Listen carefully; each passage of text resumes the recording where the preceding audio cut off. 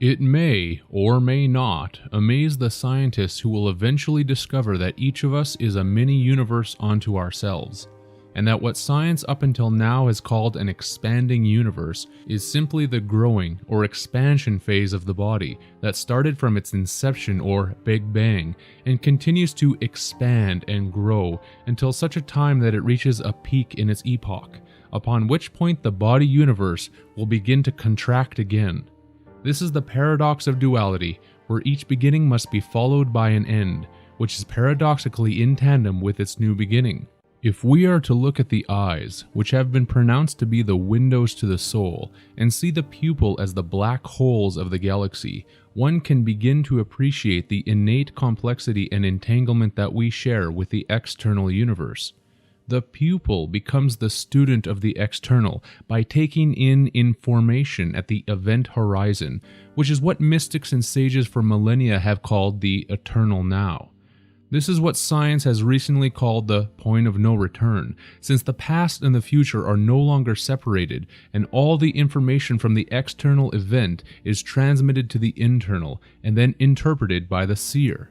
At this stage, there is an energetic release that occurs, which physicist Stephen Hawking has called Hawking radiation, which reduces the mass and energy of the black hole itself. This naturally must occur, because the internal science of paradox has always shown that when something goes in, something else must come back out at the exact same moment. This is the merging and emerging of what existentialist philosopher Jean-Paul Sartre called in his epic work Being and Nothingness. The vortex of the black hole pupil is where matter and antimatter collide, and the observer is inseparable from the observed, which is why this is called reality. This is because at this crux, time is both eternal and finished at once. As in science, particles and antiparticles are paired, creating the duality paradox of reality, where one pair is pulled into the vortex to be processed in the infinite fractal of the mind, while the other pair is released into the finite realm of form and tangibility. The particles that are released create a glow, which scientists now call Hawking radiation. The Gnostic would kindly explain to the scientist that this glow is the color of our eyes, otherwise known as the iris. The 0 point of the singularity is the eternal now, which has also been called quite accurately enlightenment. Light is counteracted by darkness, and that which was previously hidden is at once unveiled. It took Stephen Hawking and many other scientists many years to come to the realization that black holes were not a void where energy was simply taken in to be lost forever. Whereas if they had spoken to any experienced mystic, sage, or Gnostic, this fact would have been shown immediately. But such is the state of the sequestered scientific mentality that must prove to itself the existence of the eternal paradox over and over and over again. This is simply one example of why science that exists in solitary confinement without the wisdom of the true gnosis of meditation is a most dangerous and destructive tool. To be fair, not all scientists took immediate agreement with this initial supposition. Science, however, ultimately fails to observe that all of its accomplishments exist primarily from the constant experimentation of various combinations of elements put together in random orders until something works, without realizing why it actually works. The scientific mind is concerned only with the external how of a thing, while the internal science of mysticism or gnosis looks to the importance of why. Does it look like science is concerned with the question of why, when there is enough nuclear weaponry to destroy this world 1,000 times over? They simply say, how can we make a nuclear bomb? And then wash their hands clean over any effects that their experimental combination of matter will have in future events. This is not to knock down the totally wondrous art of science itself and all of the wondrous things that can occur because of it, only to state that its progeny are often blinded in their acts of specialization and their effects to the infinite links throughout the web of our existence. If the thesis of science would integrate with the antithesis of spirituality, there would be a true synthesis, and this harmonization of the polarities would definitively be able to create a wondrous existence beyond imagination. If the external continuously refuses to acknowledge the internal, the only possibility is a continued downward spiral into the abyss of duality. Why is this important? To look back upon the black hole as connected to our pupil, we see that there is a singularity point that both exists and insists at once. This is also why science has seen black holes as singularities, which the meditator would call the living now. Of course, it's a singularity. It is where the external meets the internal, and the two exchange notes, so to speak, which also involves a transaction of energy distribution. The concern here is with a stream of science that is bent upon usurping our free will and awareness and taking the human species to the next level of control that is beyond our personal reckoning or imagination. This scientific goal, as one may already be aware, is the reaching of what has been called the technological singularity, whereby humans are fully integrated and merged with technology and actually become cyborgs. That is the promise and goal of the singularitarians, and in case no one else has noticed, the governments of the world and the secret societies are all on board and have been putting the pieces of this plan together for quite some time already.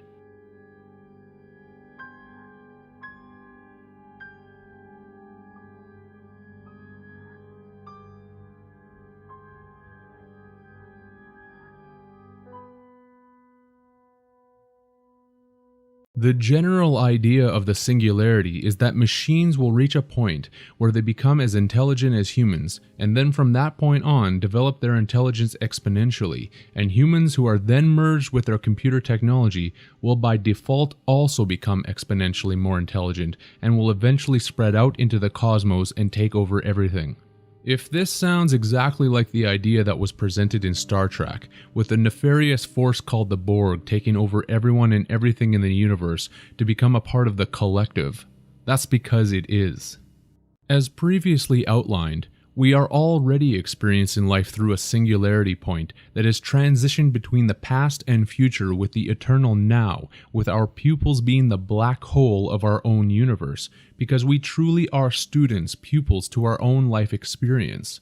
If the human body and brain at the moment is likened to a computer, we are in divide duals, individuals, because our processing system is a dual core, just like your computer may have a dual core processor installed on it. This is the reason that we experience everything as a duality of good and evil, because everything is split into opposites. By usurping the singularity of the pupil black hole that we are currently experiencing and merging it with a technological singularity, this would change the flux density of the experiencer-receiver relationship, essentially doubling it without the involvement of time. This would create a bridge that one could liken to having two pathways. Truly, it would create a choice, whereby the first way would keep one in what we now know as reality and our current duality matrix, and the second way would lead to what I would define as quadrality, wherein the individual would be turned into an inquadrual, or a being with four perspectives. This goal is alluded to most heavily in the Microsoft operating system Windows logo with its four windows. The four windows or eyes to the soul instead of the duality of our current two. Manly P. Hall also mentioned this in several of his works, where he stated that the occult anatomy of man would be changed, whereby mankind would be endowed with two spines, which would obviously serve the quad-core body computer more effectively in the fourth dimensional matrix. Whether or not people like Ray Kurzweil are aware of this or not makes no difference, since this is what meditation is able to teach. And Kurzweil's idea of what the singularity is all about is skewed at best, because these scientists ignore the most important area of this entire operation, the occult. The transcendence of humanity into the quadrality is simply about increasing our slavery within this system. How so? Is a quad-core computer able to do more work than a dual-core computer? It most certainly is able to do more, and so it most certainly does more. The philosophy of logic will tell the observer the same thing, that once mankind has attained the ability to do more, it will also be coerced to do more. It is simple mathematics. The promise of a much longer lifespan is simply a hell in disguise, since the inquadrual man and woman may live to be 1,000, but their so-called retirement from work will simply be pushed back in the exact ratio that exists right now. Work 950 years and retire with whatever little energy remains in you. Judges in the court system have been priming the general public in preparation of this eventuality for a while now by delivering sentences of 300, 500, or even 1,000 years to certain criminals. These sentences will, at some point, actually be servable, either within the physical realm or within a virtual reality of the mind that makes the convicted felon feel as if they were incarcerated for those exact lengths of time. The so-called exponential increase in knowledge that is being promised by the technologists is simply going to be a necessary byproduct of the need to access more intellectual resources to accomplish the necessary tasks of the brave new world that each inquadrual happens to find themselves in. The same hierarchies that exist in this reality will still be prevalent in the next, whether intellectual, economical, or otherwise. This work seeks to teach Ray Kurzweil and everyone else like him about the occult nature of what he is seeking, as well as to inform the general public about the greater reason for the integrated conspiracy that may not have made much sense up until the present.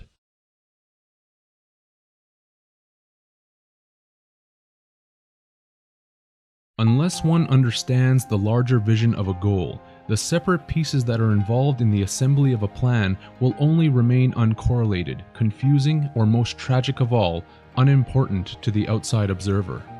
Even though a program, whether internally or externally utilized, may have many separate constituents involved that may seem disparate, can nevertheless form a tapestry of coordination that is simply being misunderstood. When the overall schematic or theme of the operational goal is known, that which was seemingly uncoordinated is at once turned into an assembly of interconnecting pieces that makes perfect sense.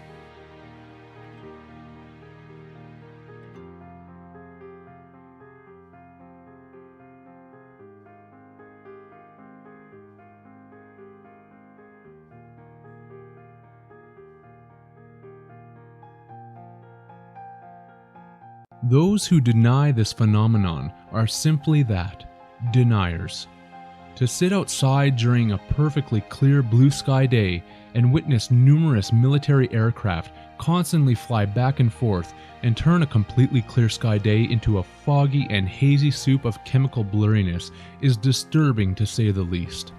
Out of fairness, even if this phenomenon did not involve chemicals, this is still an unnatural occurrence of the highest order, and it would have to be asked at this point, would it not be a fair and reasonable request to simply have our skies remain contrail free so that every species can enjoy the skies as they were intended?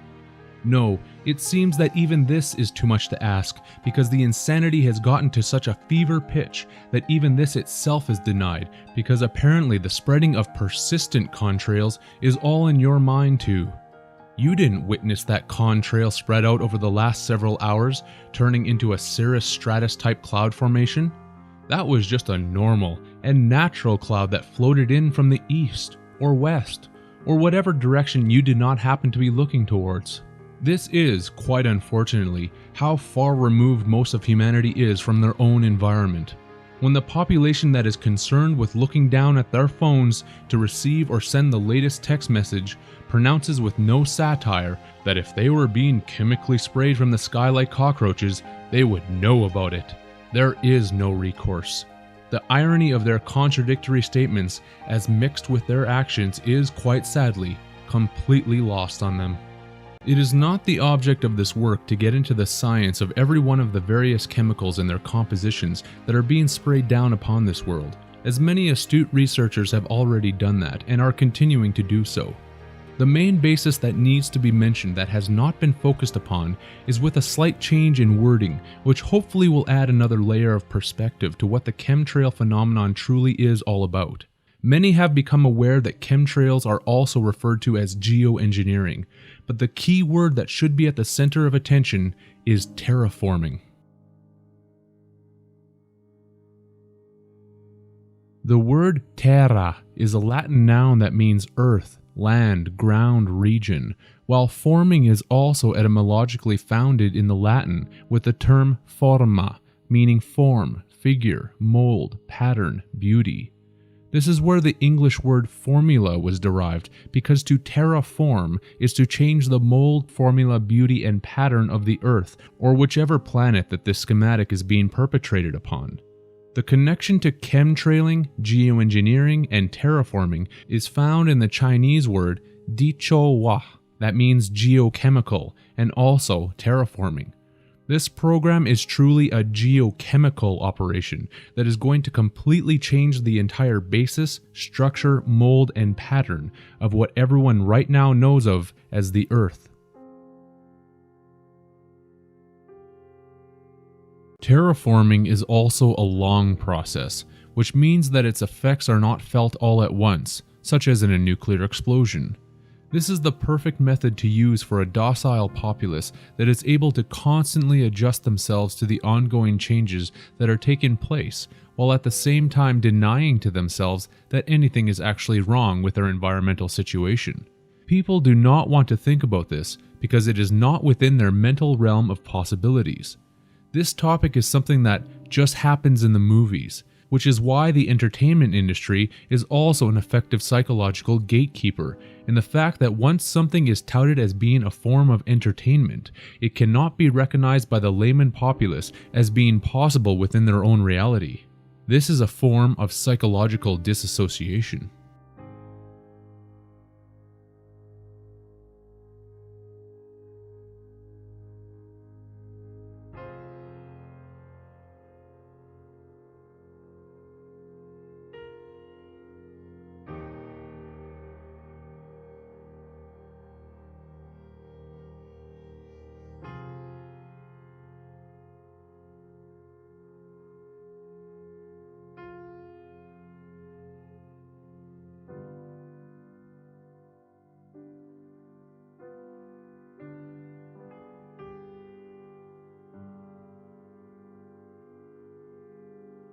Nevertheless, this place we currently call home is being changed permanently with a specific end purpose in mind. That purpose is the creation of a new world, completely unrecognizable from the one that we are currently in, for the creation of a new species of mankind.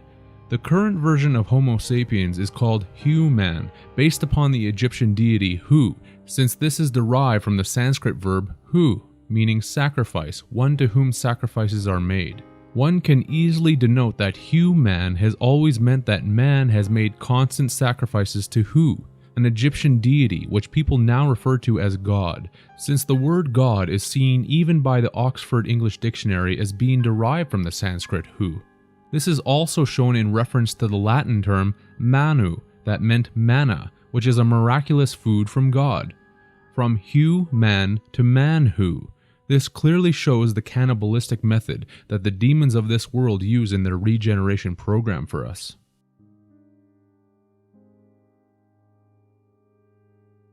The current version of man, human, is going extinct, which is why there has been a proliferation of movies from Hollywood detailing both the extinction of man and this world.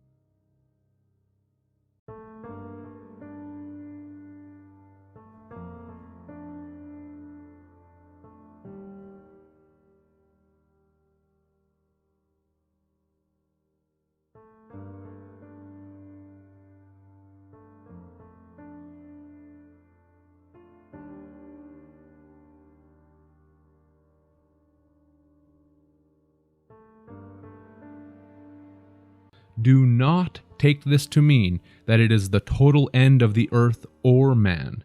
It is simply the end of this earth as you and I know it, and the type of man and woman that we currently are, which is destined by the rulers to both be changed during this pause between the ages that we currently find ourselves in. There will be a new world and a new type of mankind for that world, because the current version of what we are will not be allowed into the new age. Do billions of people still believe in Jesus? Then we are not in the full realm of the Aquarius age, because the gods would not allow this. That is how this operation works, and denial will do absolutely nothing to stop it. In fact, denial simply ensures that everyone stays out of the way from those who are carrying out their orders for this agenda. This is why, without explaining themselves, certain researchers have been saying that the lion sleeps no more, because Leo the lion is the age that is opposite to Aquarius, just as Virgo was opposite to Pisces, which is the reason that the age of Jesus the fish was given immaculate birth from Virgo the Virgin, otherwise known as Mary. At this time, these research inspirationalists would like you and I to wake up from our slumber and rise like lions, because that is what the Zodiac program requires. As the second Matrix movie portrayed in the scene with Neo and the Architect, we are about to reach the so-called integral anomaly, which creates the unsolvable paradox of 1 equals 0. This is known in our reality as the singularity. At this point, the Matrix needs to be reset by the flood, Aquarius, and then brought back to life by the lion's grip, which in Freemasonry is a symbol of eternal regeneration or everlasting life. It is a battery cycle, which is shown right on your computer with the word Li-ion battery. Li-ion is of course lion.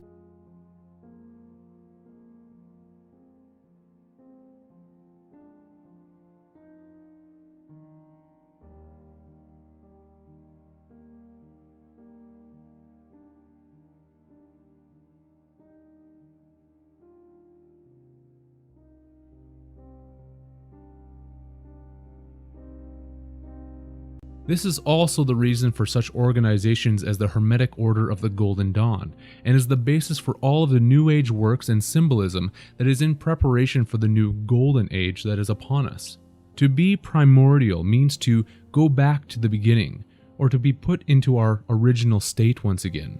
And seeing that the word primordial also means cardinal, capital, head, main, prime, it is most likely the reason that the capital of each state is funding this adventure, where the singularity will simply mark the ending of this era as a species before we are brought back once again to a primitive beginning on the one side, or to a fourth dimensional brave new world scenario on the other.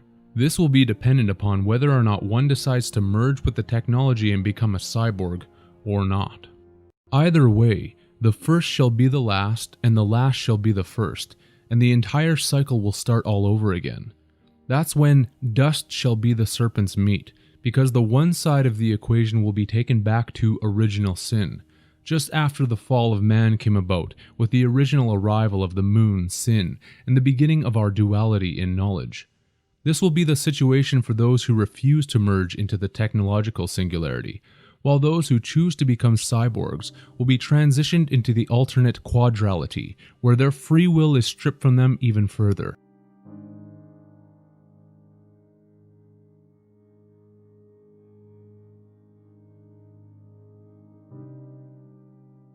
That was one of the very subtle yet profound allegories in the Architect scene of the second Matrix movie, whereby Neo made the choice of love, thus evolution, seeing that the first 4 letters of evolution is love spelled backwards.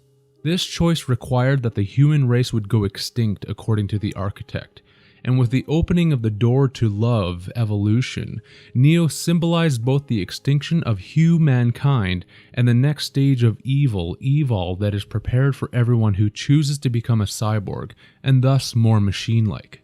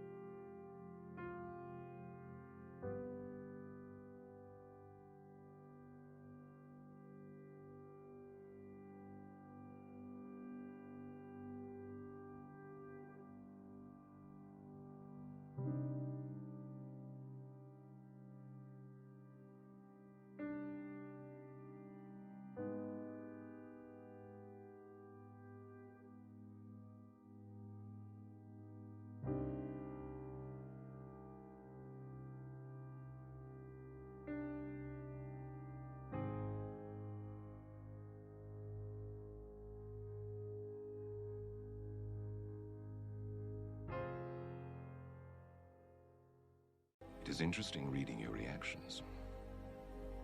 Your 5 predecessors were, by design, based on a similar predication, a contingent affirmation that was meant to create a profound attachment to the rest of your species, facilitating the function of the One.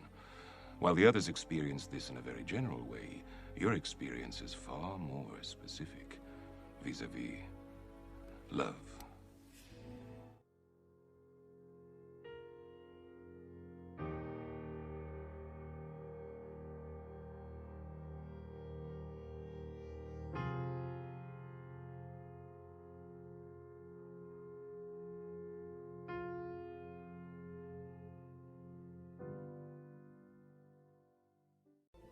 Which brings us at last to the moment of truth, wherein the fundamental flaw is ultimately expressed and the anomaly revealed as both beginning and end.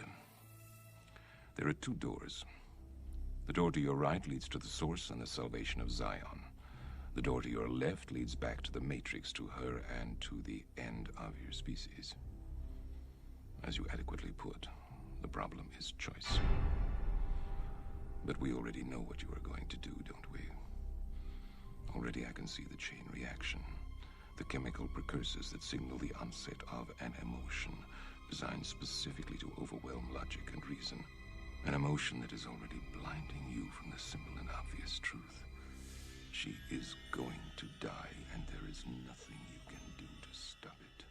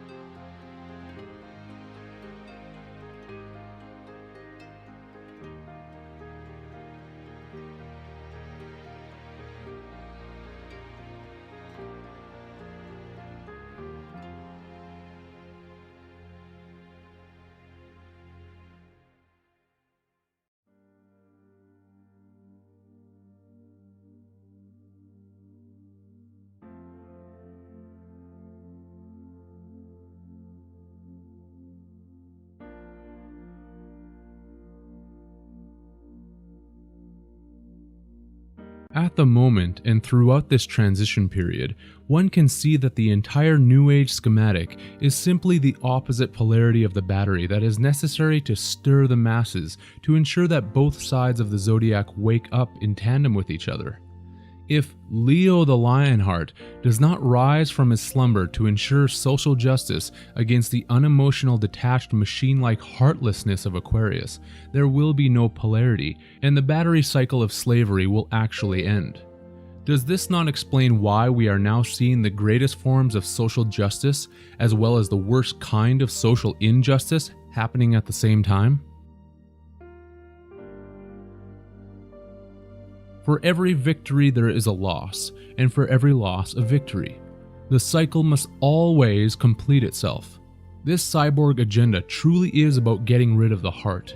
Here is what Ray Kurzweil states on page 306 of his book, The Singularity is Near.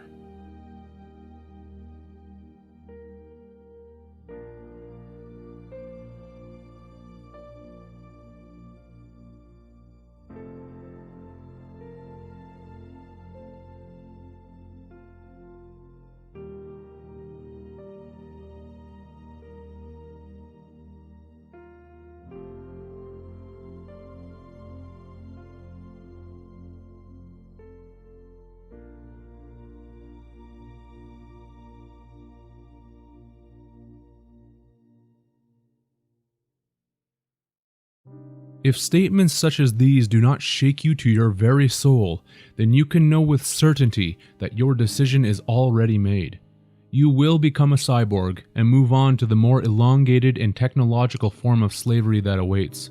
It is truly that simple, and the choice has effectively been made for the masses who cannot fathom the thought of peeling themselves away from their phones for more than 5 seconds.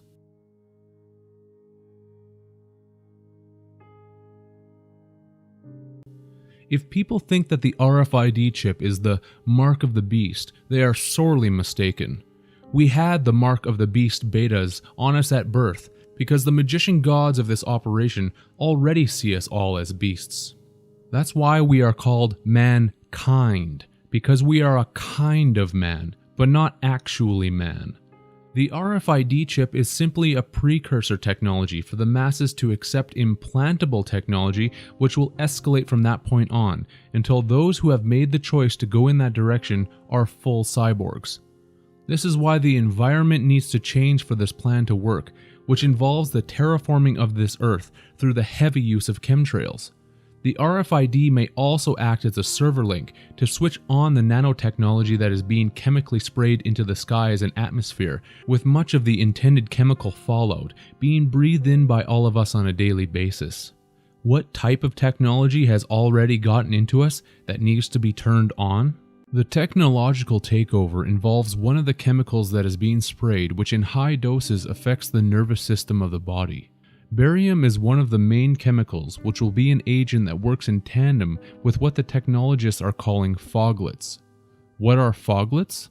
They are a collection of nanotechnological devices that are also labeled utility fog, which link together in a complex network in the air or entire atmosphere of a planet and exert force in any direction while communicating with each other. This means that this nanotech can actually change or replace physical objects in the environment at will, thus creating a virtual reality within this reality. If researchers want to understand the true basis of Project Bluebeam, they need to look to this technology and its enormous implications, because once this nanotech is completely linked up in the air around the entire globe and connected to the computer cloud internet, there will quite literally be Skynet, and it will be able to change the entire fabric of our reality.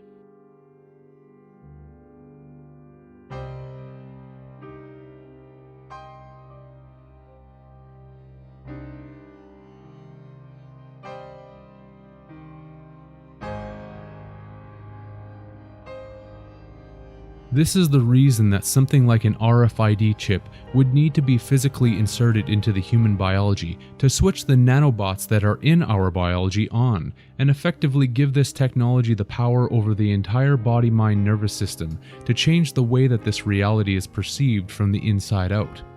If anybody who thinks that these ideas are stretching boundaries or are crazy conspiracies will sincerely need to take the time and effort to actually read what the scientists of the world are doing, have been doing, and what their intentions are for us and this world. Petty little comments and bickering back and forth in argumentation does nothing except to keep us out of the way, which those in power love to see happening. This is not a game, and the governments of the world are all heavily involved. A big part of this process is the reverse engineering of the brain so that nanobots can be instituted into each person's brain, which would take over the neurological connections of the mind and integrate themselves with the nanobots that will also be, or already are, a part of the nervous system, so that each person, cyborg, would not be able to tell the difference between the reality that they are in right now and the virtual reality that will be superimposed upon them. This is why the Obama administration in 2014 announced the $100 million Brain Mapping or Brain Initiative project, the purpose of which is to reverse engineer the entire brain and understand how it operates and functions. That's the public face of it, with its false promises to help cure diseases such as Alzheimer's, which is increasing exponentially due to the aluminum being sprayed from the skies for their terraforming side of the project.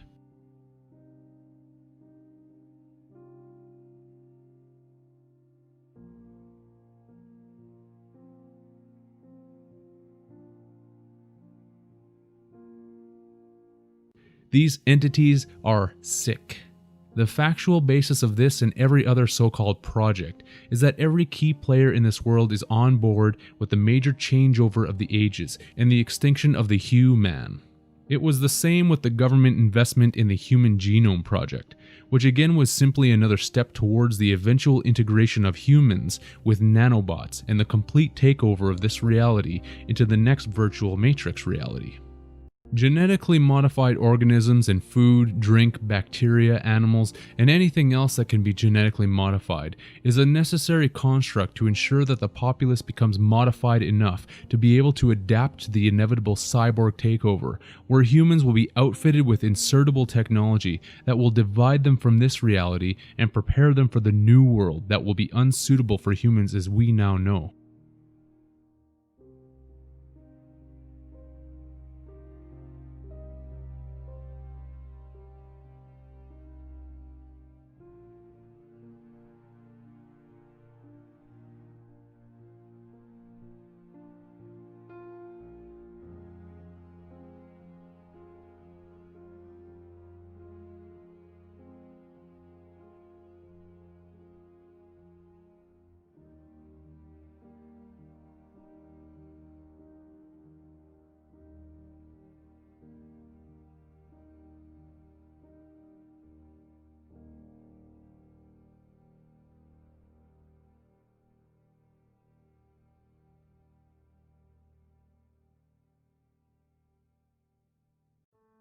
The nanobot technology in the brain and nervous system will not work to its full potential operational specs and coordinate itself with our current biology without the enormous changes to the physiology that have been taking place due to fluoridation in water, chemicals in food and drink, the spraying of the skies, mercury and other toxins in vaccinations, the electromagnetic soup due to wireless technology, radiation from microwave food, television, cell phones, nuclear disasters such as Fukushima, and so on. Most important of all, this takeover cannot work without effacing all of us from everything that we previously knew to be normal. This is why the destruction of the family unit is so important, as well as the movement of people away from physical social gatherings and into online social networks. Even the termination of paper currency being moved into the all-digital Tales from the cryptocurrency realm is obviously a part of this schematic. This all separates and divides everyone. It does not bring us closer together. It also brings people into a closer relation with their technology as opposed to those who are around them. How many can resist saying that they feel more comfortable on their computer, phone, or in front of their television screen than with another living being? How many know or are complicit themselves of saying that they actually love their cell phone, computer, or other pieces of technology, even such as a vehicle? The tragedy of it all is so terribly sad. The very fabric of your free will is at stake, and nearly everyone is concerned with where their next piece of entertainment is going to come from.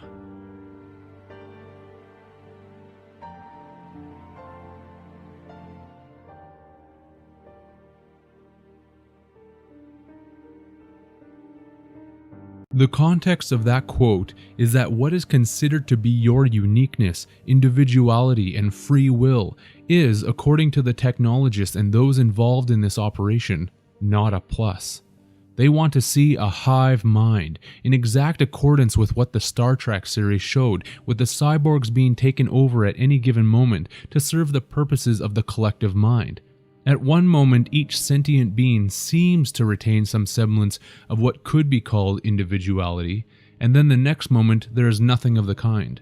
They are merged into the collective to serve one purpose. That is the ultimate goal of this agenda, and they are succeeding.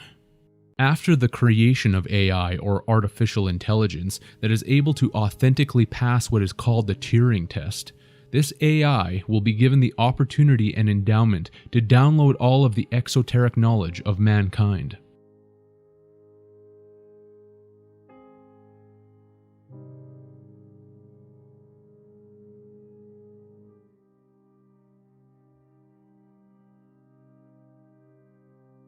This is why Google has set up the Google Books Library project, where they are scanning every available book and putting it onto the internet.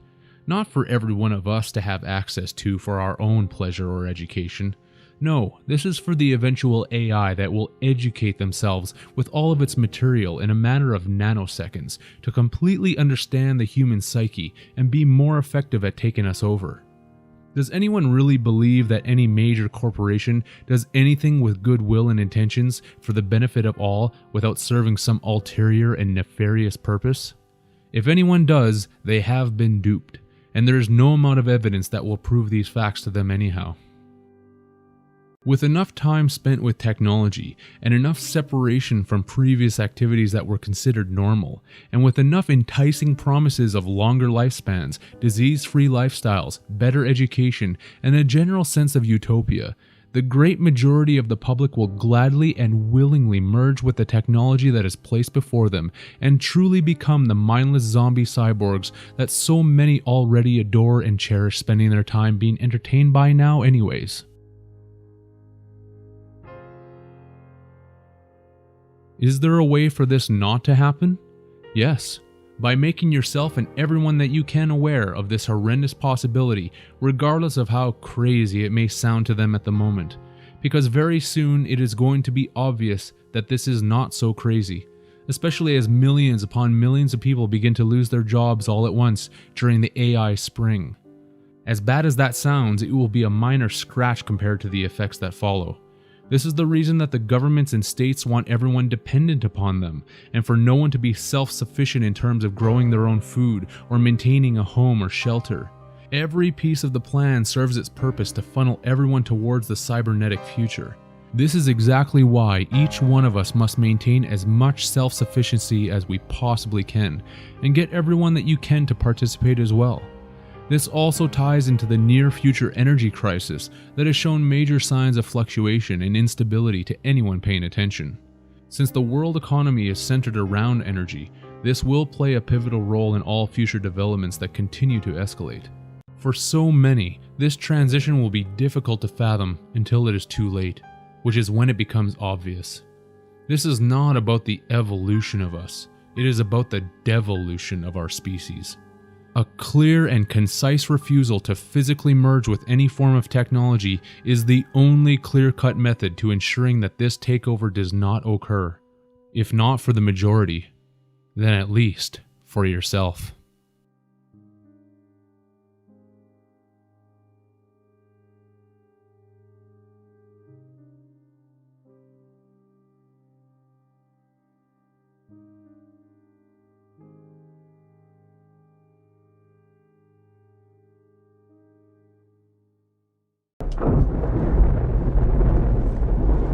We have only bits and pieces of information, but what we know for certain is that at some point in the early 21st century, all of mankind was united in celebration. We marveled at our own magnificence as we gave birth to AI. AI? You mean artificial intelligence? A singular consciousness that spawned an entire race of machines.